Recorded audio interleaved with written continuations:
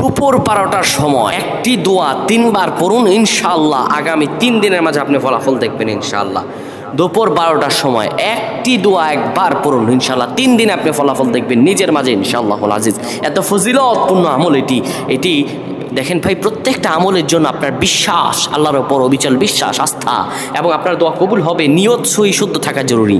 দোয়া কবুলের পূর্ব শর্ত হচ্ছে নিয়ত। ইন্নামা আমালু বিন্নিয়াত।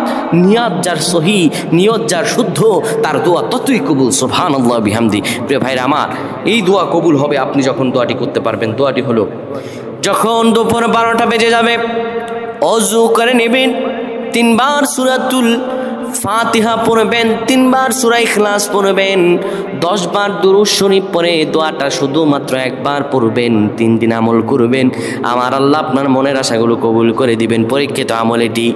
দোয়াটি হলো, ইয়া রহিমাল মাসাকিন, ইয়া রহিমাল মাসাকিন, ইয়া রহিমাল মাসাকিন। এই দোয়াটা যদি আপনি পড়তে পারেন, আমার আল্লাহ রাব্বুল আলামিন আপনার দোয়াগুলো কবুল করে দিবেন। এটি 100% পরীক্ষিত আমল।